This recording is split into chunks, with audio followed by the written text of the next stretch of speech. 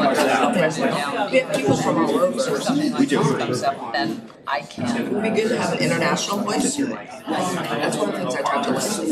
Is it going to be the same one? I saw that one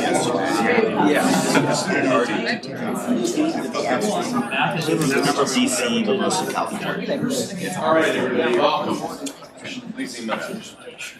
We're going to take just a second to pause to acknowledge that Santa Clara University sits on the land of the Ohlone and the Ohlone people. We remember their continued connection to this region and give thanks to them for allowing us to live, work, learn, and pray on their traditional homeland.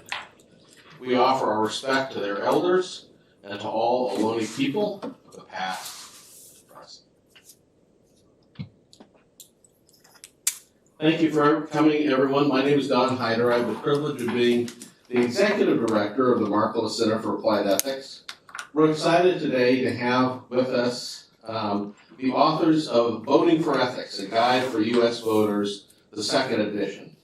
Voting for Ethics, which you can see displayed prominently on the table there and over here, is a nonpartisan how-to guide for U.S. voters. It will help you identify the hallmarks of an ethical candidate and make a more informed decision, whether it's for your local school board or a national election. The first edition was authored 4 years ago by our dear friend and former Director of Government Ethics, Hannah Callahan. Sadly, she passed away just before publishing the first edition of her book. But we did go ahead and publish it. Our panelists today will address key topics of the book from the second edition, including how ethics should be central to voters' assessment of campaigns and candidates, and the ways in which the electoral campaigns have changed in the past few years, including issues of truthfulness, integrity, and the responsible use of generative AI in campaigns. Let me go ahead and introduce our panel for you. On my far left, your far right, is Guy Marzorati. He's a correspondent for KQED's California Politics and Government Desk, based in San Jose. He is a Bronco, a graduate of Santa Clara University. Guy joined KQED in 2013. He reports on state and local politics and produces KQED's Digital Voter Guide. Our speakers today are, closest to me, Ann Skeet, who also contributed to the first edition of the book. She's the Senior Director of Leadership Ethics at the Markkula Center for Applied Ethics. Her work focuses on the ethical dilemmas of leaders and business ethics, with a particular interest in healthy corporate culture, corporate governance, and ethical leadership practices. Ann served as CEO of American Leadership Forum, Silicon Valley, for 8 years, and also worked for a decade as a Knight Ridder executive. And then in the middle is John Pelissero. John is the Director of Government Ethics at the Markkula Center. He's a professor emeritus of political science at Loyola University Chicago, where he served on the faculty for 35 years until 2020. He is an accomplished researcher and teacher in various areas of American politics, and he is a specialist in urban politics and public administration. A couple of quick housekeeping items before we begin. The event's being recorded, so all of those who registered will receive a link to the recording. If you want to watch it, we'll send that out later this week. We're going to save some time towards the end to answer audience questions. The procedure is you write down those questions on cards, hand them in, and then we will go through the questions and make sure they get asked. If after the event you'd like to order a copy of the book, pick up one of the flyers at this table over here by the door. And last but not least, we're going to draw a few tickets we passed out for a free book. We have 3 at the end, so get your tickets and listen for your number at the end of the program. You must be present to win. And I bet you can even get the speakers to sign it for you. So with that, I turn it over to Guy. Awesome. Well, thank you so much, and thanks everyone for taking time out of your day to join us for this conversation. I think it's very timely given where we are in the election calendar, just weeks away from Election Day. So maybe we can start there and talk about the importance of this book, why we're publishing this now, this new edition, and the importance of voting for ethics at this moment. Sure. I'll start by talking a little bit about Hannah, our colleague that Don already mentioned, who was an enthusiastic and committed government servant, really, a public servant in her career prior to coming to the Markkula Center. And she really believed that all people needed was a little education, a little deeper understanding about ethics, and that we could get people to embrace the idea of an ethical campaign movement. And that had two pieces to it, so she actually wrote two books. She wrote Campaign Ethics, which is actually for the person that's running for public office, to give them some guidance on what they should be thinking about. And then the corollary book is the one that we're talking about today, which is for us, for the voters, for those of us to know what to look for in the candidates that are running for public office and how they conduct their campaigns. And I think she felt like it was really up to us, the voters, to make a difference, that it was really what we would demand of publicly elected officials that would change their behavior and dictate their commitment to ethics. I'll also say that I think there's been a lack of intentionality around ethics, and this was her attempt to try and to change that. So we now have a two-party system that should be committed, used to be sort of a means to an end, and the end was electing public officials who were committed to upholding the Constitution. But that party system has really kind of eroded a little bit to where they seem more committed to their own existence and to upholding their own individual perspectives on things, and not just on getting candidates elected to office who are committed to upholding the Constitution. John, same question to you, the importance of this conversation, this kind of guidebook for ethics in this moment. Yeah, I don't think there's a more important moment in our history for making the point that voters have a duty as citizens to inform themselves before they participate in our most important political process, which is voting. And what we tried to do in the book is to build upon the foundational ideas that Hannah laid out, and to talk about some of the current issues about why voters need to become as informed as they can and know what to look for in candidates, in their campaigns, and in the messaging that is being used. And we're in a time in this country in which there's great political division, and the more ethically minded voters can be, the more ethical campaigns can become, the better it'll serve the long-term interests of a healthy democracy. So let's talk about this moment. What do you see, Anne, as kind of the greatest hurdles to ethical behavior in elections, ethical campaigning in our current election atmosphere? Yeah, I think one issue is that voters are overwhelmed by the amount of information that comes into them. There's just the sheer volume of it, the flood of mailers that we get, the ads that are on TV and those kinds of things. But then recently there's another dimension to it, which is the amount of misinformation there is. There was a poll that was just released by Axios Harris that said 54% of the respondents are just tuning out the political messages they're receiving and disengaging completely from the process because they can't tell what's true. And so I think one of the biggest risks that we're seeing is that disengagement. And that's part of what makes trying to re-engage voters by giving them some tools so important. I think it's also true that ethical leadership just isn't valued in the way that it used to be. So when we do see candidates who take the high road, it doesn't always pay off for them. And I think that's a real disincentive, if you will, to behave ethically. And then I think finally, maybe people just don't really know what they should be looking for. And so we try and tell them some things in here.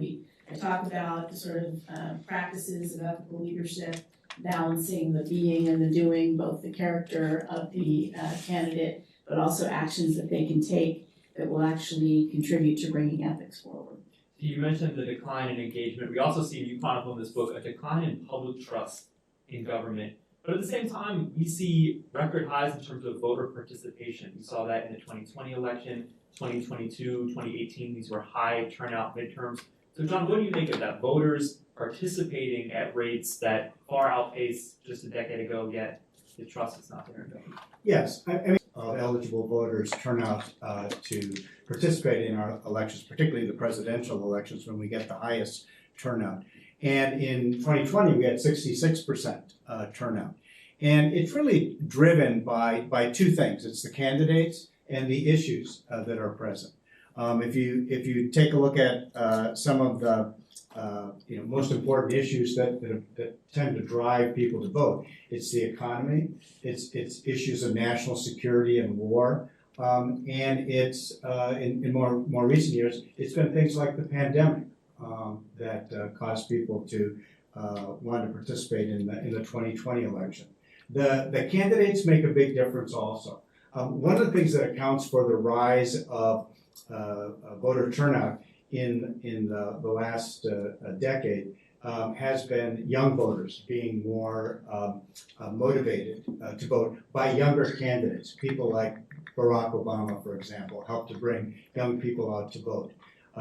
Again, in 2020, we saw people come out to vote at a much higher rate because of what they were feeling, the effects of the pandemic, and a fair amount of dissatisfaction with how the then administration of President Trump was handling it and President Trump's tenure in office. And there was a vote for Biden, or a potential vote for Biden, that brought more people up because there was a desire to kind of return to some sense of normality in the way the executive branch would be operating. But the drop in public trust is another significant issue that seems to run contrary. Like, why participate in a system that there's lower and lower levels of trust in? It's the only way to change the system, is to change who participates, how they participate, who runs for office, and who gets selected. And voters recognize this, and that's what motivated them, particularly to drive the higher voting rates in 2020. And that's the only way to fundamentally change the trust that you'll have in our institutions. And what do you make of this paradigm where we see lower trust in government, we see very high profile examples of unethical behavior at the highest levels of government? You can point to former President Trump, the way he's handled himself as a candidate, yet tremendous voter interest in actually turning out and voting. Well, I think John's already highlighted this sense that's really the avenue that exists for voters, is right. It's the action they can take is to get engaged in the process itself. I think there's a trust barometer that comes out every year from Edelman, which is a public relations firm that measures the institutional trust of the media, business, and government.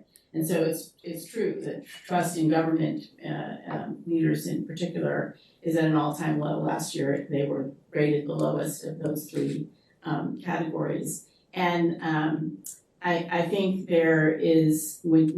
I think character is a big part of the issue when you look at who increasingly is attracted to roles in government and what their motivations are. There seems to be a real separation between fulfilling the public interests in the work that they do and fulfilling or meeting their own personal interests. And so I think people see that chasm and they see that disconnect, and they would like to get those two things back together so that people who are actually running for office are actually the kind of people who are seeking to fulfill the common good and serve the public trust. And I'll just say that although we don't know what the turnout's going to be in this election when the votes are counted next month, there are a couple of factors that are potentially going to drive people to the polls. One was the shakeup in the candidates in the race. Voters were not looking forward to another contest between Donald Trump and Joe Biden. And when Biden dropped out of the race and Harris was nominated to replace him, it really seems to have motivated. You saw the greater hope expressed by particularly young people that there may be change with the potential of Kamala Harris in the race, and it's not just Biden versus Trump again. The other thing about trust is the one institution in our federal system that has generally earned the most trust has been the Supreme Court. And we know how their trust levels have eroded in the last few years. And that's another reason we understand the importance of presidential elections for what will happen to the Supreme Court. I want to dive into some of the specific examples and cases that you lay out as far as ethics in campaigning. One that comes up, I get a lot as a political reporter, is around campaign donations. And a question comes up, a lawmaker took a specific vote. Well, they received a campaign donation from this, company, union, business that's involved in the vote. Now, we can agree most elected officials, the vast majority, are not corrupt. But how do you deal with this dynamic, and what are best practices around this where, look, the players who are involved in a lot of high-stakes votes, whether it's in Congress, whether it's in the state legislature, are involved in donating to campaigns?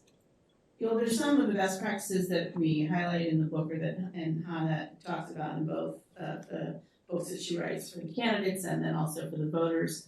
That the candidates are explicit about their independence from donations, that they put some kind of disclaimer and policy statement on the website of the campaign that speaks directly to this. So they're signaling to voters their intent to not be beholden to donors, and that they, if they find themselves making a policy change, for example, that benefits a donor, that they're able to draw that linkage for why they're making that policy change back to the public interest and to the common good that they're serving, as opposed to an individual interest of a donor that might benefit from that, but would not be the reason that the candidate is actually changing their mind or their point of view.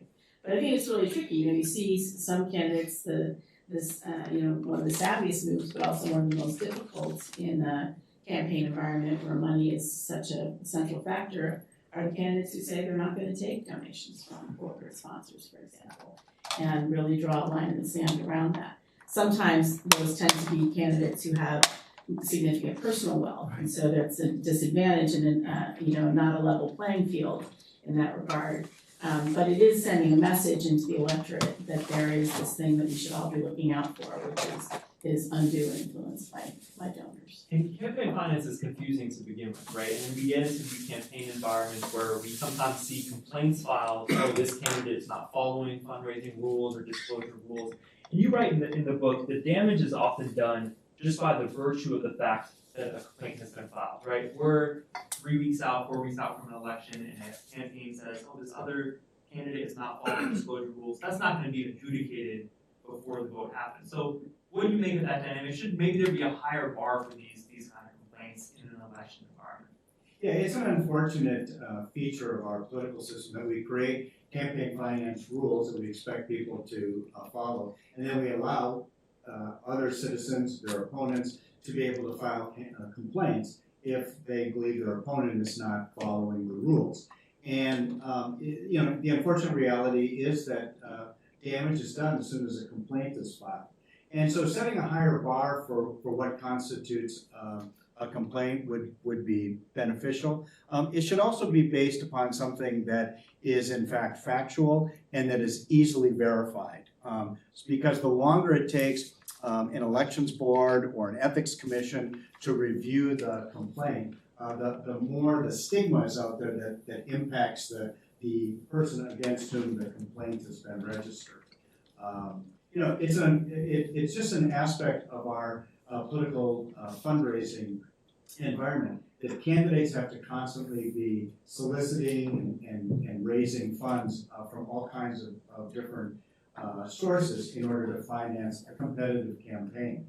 But I want to agree with something that Ann said, and that is if you put some restrictions on what companies can do and what they can give, that's actually an ethical step to take to try to level the playing field, because too often the companies have not unlimited, but certainly vast resources that they can place into a campaign. And in many cases, they either have business, they have contracts with the government, and things that they want to keep in place. And so it will appear to the public that they're giving in order to get something from government. And candidates should never, of course, promise to provide something if you give me a campaign contribution.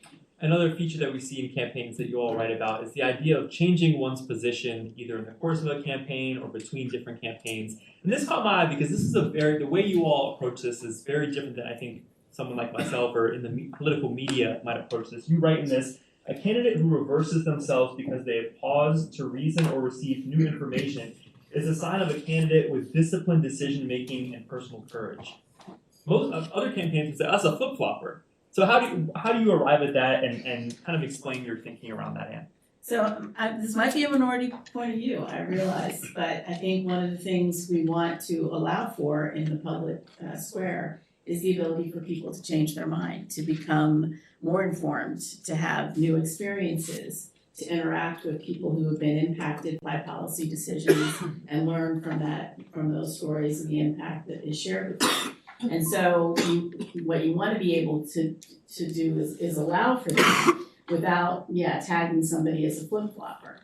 And in order for that to be effective, for a candidate to be able to, or once somebody's in office, for them to be able to change their perspective and still have some credibility, they need to be able to demonstrate how they arrived at that decision. So we have a colleague who's used the expression, be able to show your moral map, be able to walk through what were the values that changed. I know Kamala Harris has gotten a lot of criticism for talking about the fact that, yes, while her policies may have changed and the decisions that she's made may have evolved, her values haven't changed. But that's actually really important, that people can point to a value system that they're using to inform their thinking is one way that voters can know, okay, this person has some kind of moral, guidance that they're using to make their determinations.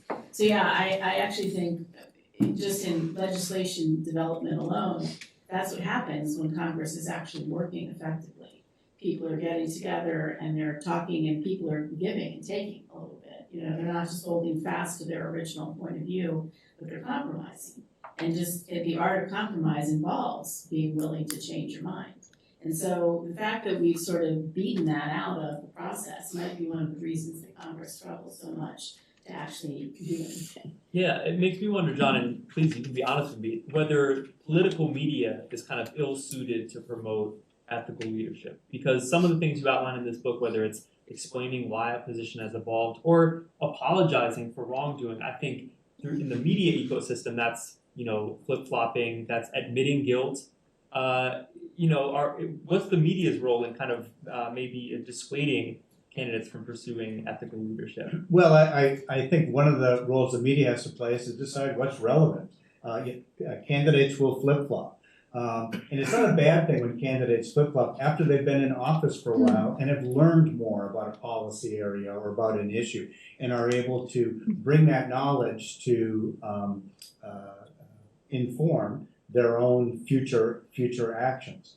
I think it's important to stick with your values, so I sort of concur with what Anne was saying about Vice President Harris, citing that her values haven't changed, even though she's now learned more about fracking, as an example, and generally will support that in certain instances.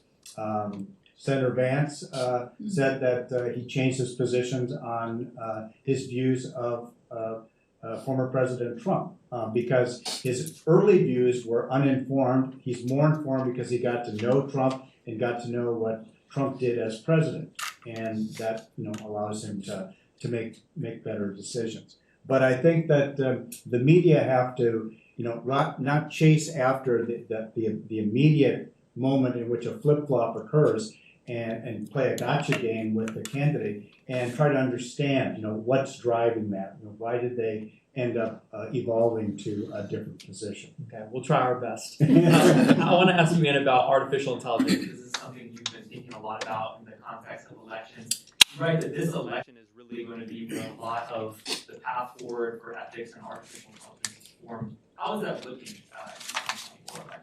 Well, I think we're at an inflection point. Things have been relatively quiet, actually. There's the Turing Institute is an organization that keeps track of elections. It does many things, but one of the things it does is keep track of elections globally, and has looked at 100 elections that have happened since 2023 and identified only 19 where AI has actually been a factor And even in those elections, not to the degree that it actually changed the outcome of the election. So that's a little, that tempers concerns a little bit. So far we haven't seen dramatic instances of deception, but the potential is there. And we're starting to see in this, here in the United States, in this presidential election cycle, and in congressional and gubernatorial races, the use of advertisements with artificially generated, using AI to create the ads.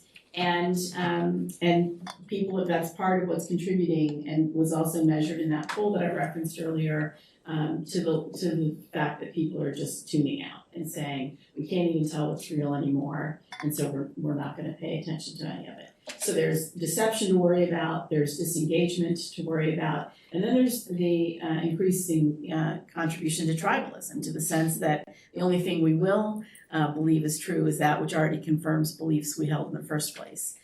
So all of those things are sort of at risk when you throw something like AI into the mix. I was just reading this morning that the work that Wikipedia is doing to prevent misinformation from appearing in their posts there, and which tells you that even sources that have become as commonly used as a Wikipedia for just let me check on my phone, let's see what Wikipedia had to say about something, to know now that could be containing fake erroneous information is a real concern, I think. So what's happened in the United States is really a lag between the use of AI and the regulations to guide it. So we saw, for example, in the primaries this past winter, the use of a robocall in the New Hampshire primary that was a fake message that went out to voters and told them they didn't need to vote in the primary, they could just wait until the November election. And that, of course, was not true, and there were significant fines that were levied in that case. But then after the fact, then the FCC came back and said, fake robocalls are not permitted anymore. And so they catch up with that. But there's not even agreement between, who's going to actually regulate or legislate. The FEC, the Federal Election Commission and the Federal Communications Commission are having a little bit of a tug of war about who's going to set those guidelines. And so it's been left to the states. So you see a very piecemeal kind of approach to the laws. I think there are 19 states right now that have laws on the books around deep fakes. But again, those tend to be sort of like the filing for the finance issues. The damage is already done. And so once the ad runs, and it runs maybe without the disclaimer, and then somebody points to the law that says it should run with the disclaimer, it's already appeared and people have seen it. And that misinformation is part of the mix. What is that? Do you know what that looks like in California as far as what the state has done around deepfakes? Or we have laws in the books that also, we're one of the 19 states that says you must provide a disclaimer before you, if you're going to be using artificial intelligence, that must identify it. And we've seen, most of the examples that I've seen that have been really egregious have not actually been in the state of California. They've been in some of the Midwestern states, just taking images of a politician at a campaign rally, and there's people behind her holding signs that are in support of her actually, and then an opponent taking that and changing what the signs say to some misstatement of her political views to give the appearance that she's actually supporting something that she's not supporting. So pretty intentional misdirection in that case and deception. And John, another thing we've seen in recent elections is this increasing political sparring over voting rights and voting rules. How do you kind of lay out the ethics around that early voting, this expansion of mail voting? Yeah, it's one of the things that has dramatically changed the election landscape for the elections that we're in right now. When we talked about voting rights in the past, we were looking at ways of expanding voting rights and being more inclusive and making it easier for citizens to participate in this all-important process. And unfortunately, since the 2020 election and all of the lies that were spread, about a stolen election and fraud and so forth, we have seen the states which actually passed most of the election laws in this country. They're not, Congress does big things like the Voting Rights Act of 1965, but all of the particulars of actually running elections and having access to your ability to register to vote and where to vote and when to vote, that's all managed by state and local governments. Back to the point I was trying to make. After 2020, in the states, over 1,200 bills were introduced to make it harder to vote. And of those, about 60 were passed. But take a look at the kinds of things that are being changed even for this election. Instead of making early voting easier, they're making it more difficult. Many states are shortening the period for early voting. They are reducing the number of voting locations. They're making people stand in lines longer, even to cast an early ballot.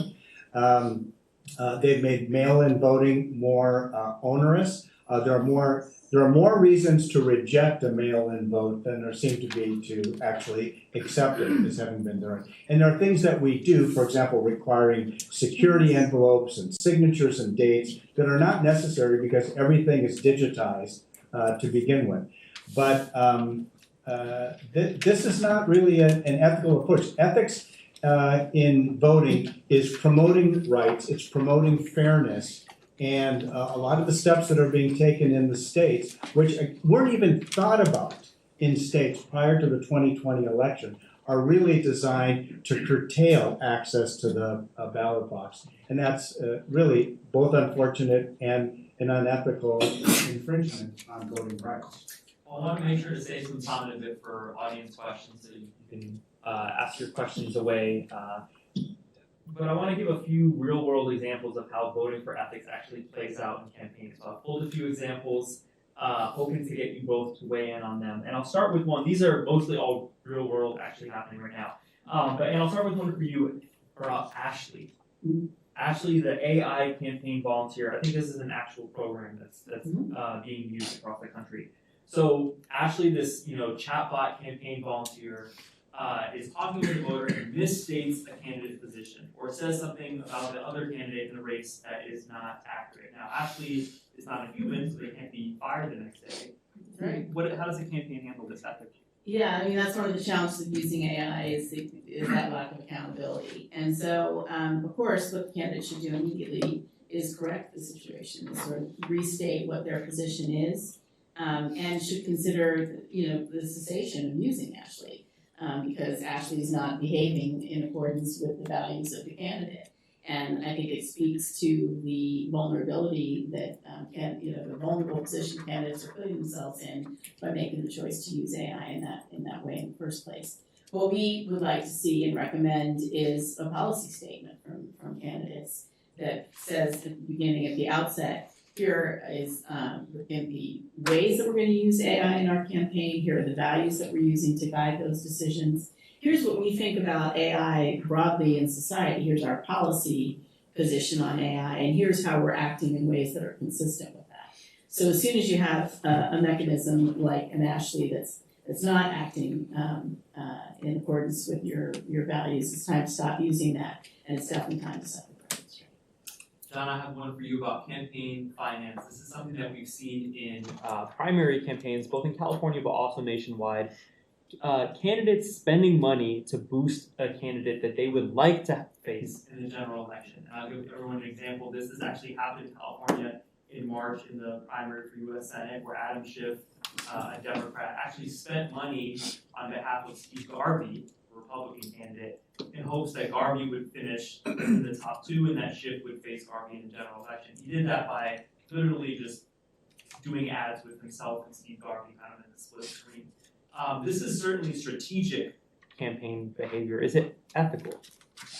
Well, yes, you can do it, but I wouldn't claim that it's a good practice to follow. What you're talking about is candidates who have enough resources on their own, enough campaign funds, that they can spend some of that funds to try to pick who their opponent is going to be by contributing to candidates of the other party during their political primary nomination process.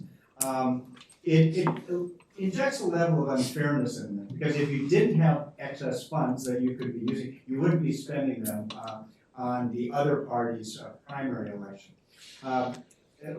Voters generally don't like this. We saw this, for example, in Illinois in the March primary there, in which Democratic Governor J.B. Pritzker is running for re-election, unopposed largely, and there are 5 or 6 individuals who are running for the Republican primary.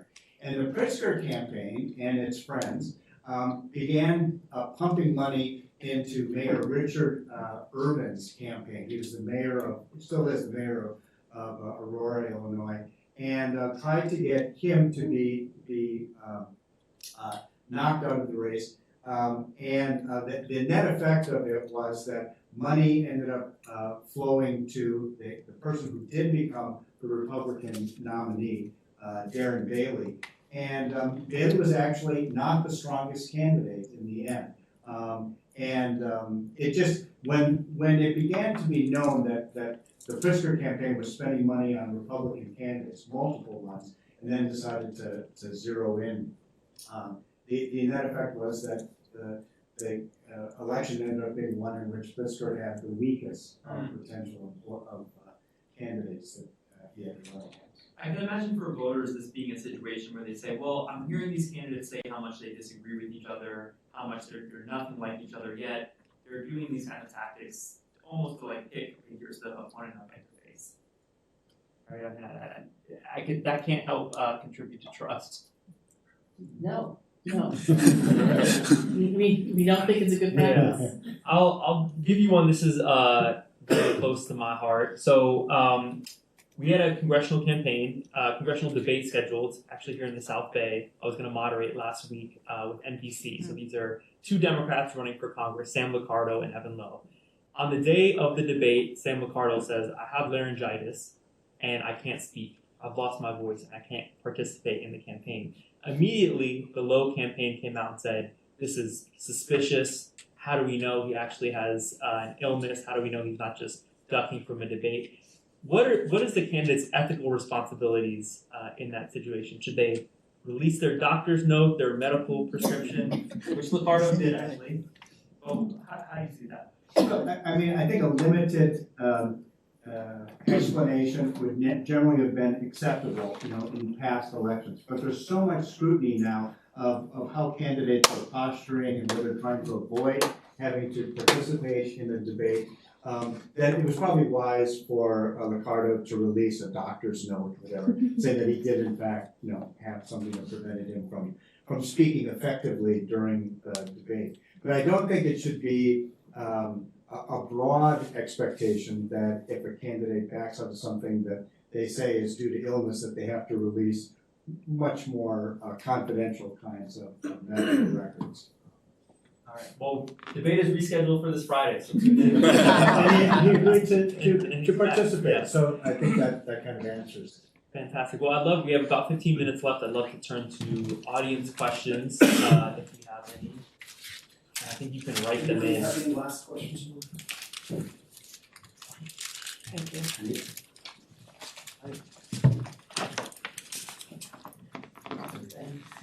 All right, our first question.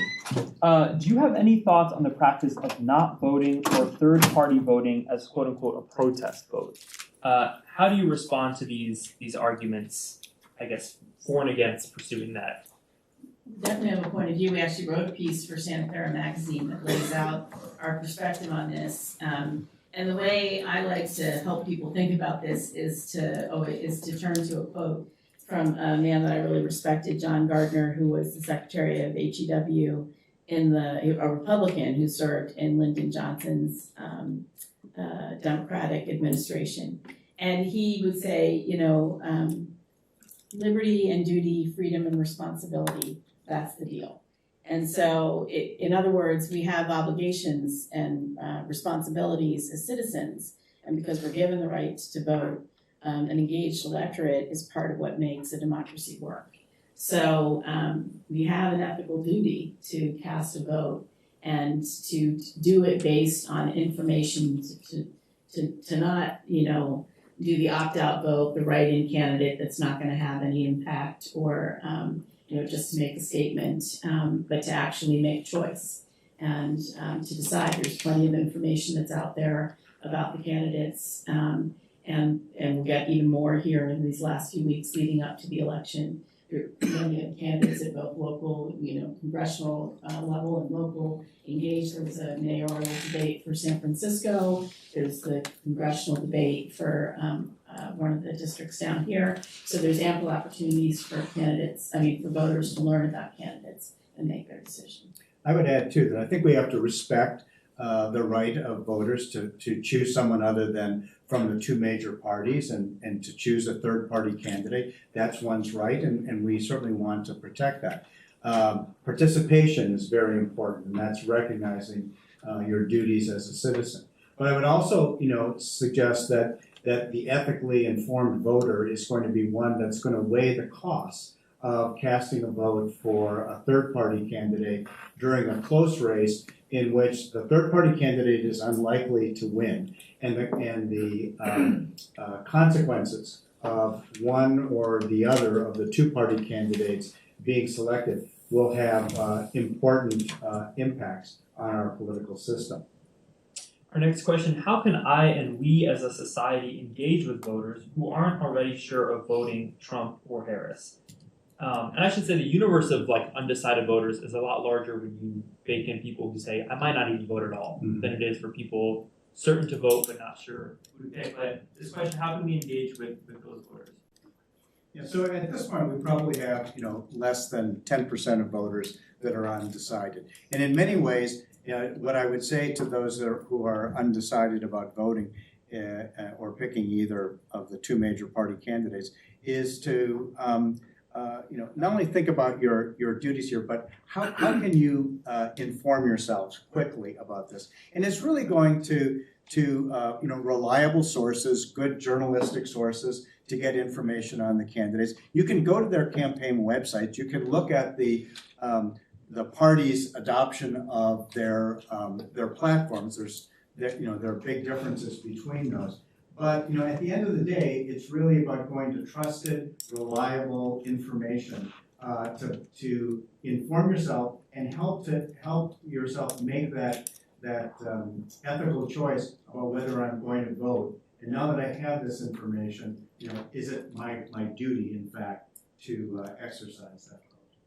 And thought about that, engaging with voters who, even at this point, might feel like, look, not only do I maybe not know who to choose at the top of the ticket, but I might not vote at all. Yeah, so I would start by asking them questions about what's important to them, and then trying to help them to make a link between the things that matter to them and the impact of elected officials on those things that are important to them. I think if you can help people to see that personal connection to what's happening in the elections, that it's more likely that they'll start to think about things and point them to some of those sources, because there is this sense of overwhelm, or what can I trust? And that's really, you were talking earlier about the role of media guide, but there's no getting around the fact that media has been really weakened by this, just the gross fragmentation in the industry and the increasingly partisan choices for where you get your information. We used to all listen to the same people on 3 different broadcast channels at night, and they were roughly saying the same thing, and you could have some degree of confidence in what you were hearing from them. And I say we, meaning those of us who are older in the room, that's how it used to be for us. So that's really shifted, and people may just genuinely need to be pointed to, resources like League of Women Voters, that have been around for decades and have a high degree of credibility in terms of the information they're providing. Yeah, I'll plug we have a voter guide at KQED, kqed.org/voter guide. And actually this year we decided to do every election in the entire Bay Area because we found a lot of those school board, judicial races, special districts. There's just not much information out there. And then you suddenly hear about these things happening on school boards and other places, and it's like, I don't even remember voting in that race. You see that undervote, right? People, they might vote for president, governor, and then just leave those other ones blank. But at the same time, it'll bring more people to actually cast ballots for city councils and mayors and school boards when they hold those elections at the same time as the presidential election itself, because turnout is always higher for during presidential election years. And yeah, there might be some ballot fall off, but it's important that they be informed on what the issues are, who the candidates are, and what the issues are down at that very local level. And that's a great resource to know about, I think, especially for first time, young voters who don't have as much experience, or the people who are trying to guide them. I have 2 young voters in my household, and they ask me, who should I vote for in some of these down ticket elections, and I don't have the information, so it's great. Yeah, there's not ads, you're not seeing ads for that on your TV and stuff. Our next question, does public trust and public popularity represent one and the same, or are they different? Public trust and public popularity. I would argue that they're different. Trust is something that's based upon both the actions of the individual public official, the governmental level that you're talking about, and it's based upon both not just the actions that you're assessing, but the values that you're applying to that. And popularity has more to do with not just trust. That can be an element of it, but it has to do with what they're hearing, not only from the candidate or from the government, but from those who are commenting about that or on behalf of that.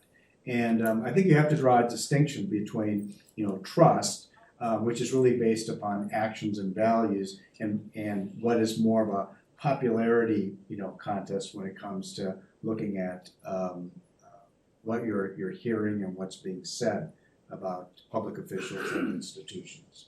And we also seem to be in this era of negative partisanship, right? Where a lot of people are voting not because maybe they have trust in who they're voting for, they just really don't like the other person. So that, could potentially factor into it. Yeah, and I would just say, trust is a function of integrity. People are looking for the consistency between words and actions, and are people doing what they say they're going to do and acting in incredible ways. And leaders are usually people who can demonstrate a level of integrity such that other people want to follow them, but they're not always the most popular people. Well said. All right, this is a long one. Some individuals have believed that this country politics has always been divided, but now we are increasingly bombarded by everyone's opinion. Speak to the fact that there are more diverse votes since the Voting Rights Act that is shifting power dynamics versus lower trust in government stated by some individuals. So I think maybe this speaks to this idea of an expanding electorate, but at the same time, low trust levels in government. Well, what I would say in part in response to the question is that the change in communication tools and the rise of social media has provided far more participants to our political system than we ever had before. They may not vote, they may not even be from our country, but they've added to the discourse that is taking place around candidates and issues in this country. And that social media can contribute to greater trust, but more often I think it's contributing to questions about whether we can continue to place our trust in our institutions, in our public officials. And that's worrisome because so much of what goes out there on social media is not in any way validated, and people tend to repost and share without giving a lot of critical thinking to whether what they just read is even possibly or remotely factual. And as a consequence, we are seeing trust erode that's not necessarily based upon facts. And we have to recognize that it's part of the sort of the media landscape that we are dealing with. It's the communication tool that seems to be most often favored by so many. And we have to recognize that if it continues to impact trust in government, then we may reach a point where all of what social media has contributed to questioning whether we can have confidence in our institutions is in fact leading to an erosion of trust that's not necessarily factually based. I also think with this question too, like the idea of democracy that our founders had was really limited and discriminatory, right? They were talking about a very small subset of the population, participating in this democracy. As we've expanded our democracy, it's become more messy, more disagreement. I would say better and more exciting. But yeah, That's why you do what you do. Exactly. All right, this I think wraps up all of our audience questions. If anyone has any more, feel free to toss them in the last couple minutes. Oh, we have to props and citizens initiatives, ethics around how those are being qualified. Yeah, that's a great California question. Initiatives, ballot measures, a lot of mystery around that process for voters. Those direct democracy measures that states began to adopt during the reform era in the 1930s in our country really were designed to give a little bit more control back to the people, because what the founders had envisioned didn't really involve a great deal of the people being directly involved in decision making. So states adopted initiative, referendum, and recall as three approaches to letting citizens put initiatives out there, requiring the state legislature to subject to a referendum some of the policies that they are considering, and the ability to recall elections. Now, I think recall's probably gone a little off the tracks in some states, maybe the one right here in which we're holding this event. And there's a lot of mystery around initiatives. Who's backing it, what's going on. There's just a story I was reading today about the one in Los Angeles. It's not clear, who's supporting an initiative that has to do with, broadly speaking, healthcare, but the initiative's supporters are largely coming from groups that are unrelated to healthcare in Los Angeles. Also, just with a couple minutes left on what voters can do with this information. What role can voters play in judging ethical candidates, and what would you, advice you'd give to voters who place ethics at the top of their list and kind of discerning and deciding between candidates? Well, first of all, I would say the voter is everything. I mean, that certainly is the message of the book, is that it's up to us. It's really what we demand of our elected officials that will move the needle on having ethical campaigns. So in addition to the things that we've already recommended around getting informed, voters should build a certain level of information literacy, sort of know a bit about where their information is coming from, how it's being sourced, how it's being vetted and edited and distributed as a means of, consuming it responsibly. And I think that's a skill set that is now actually being taught in schools, and it is an important skill set for people to have, to know how to go get that information. And then also, just to go back to something I said at the top of the hour, to really be thoughtful about both the candidates and the being and the doing is the phrase that I use. So both the character of the candidate, but then also, are they actually taking steps to encourage ethical conduct? Are they explicit about ethics in their campaign? Do they have a code of conduct for their campaign and an ethics officer for the campaign that they're running?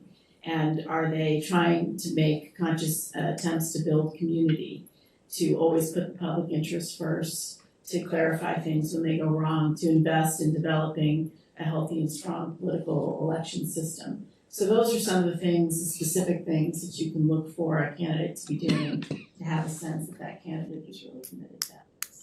Fascinating. John, any final thoughts? I would just say that, we argue for the importance of having an informed electorate, and I think, as voters become more informed, they should be sharing what they're learning about candidates and issues with one another.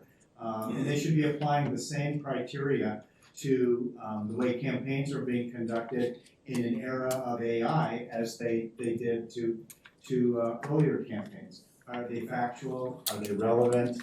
Are they fair in the way they're conducting campaigns and acting as a candidate? And a lot of it ultimately will come down to, are they of good character? Awesome. Well, thank you both so much. Round of applause for John and Alum.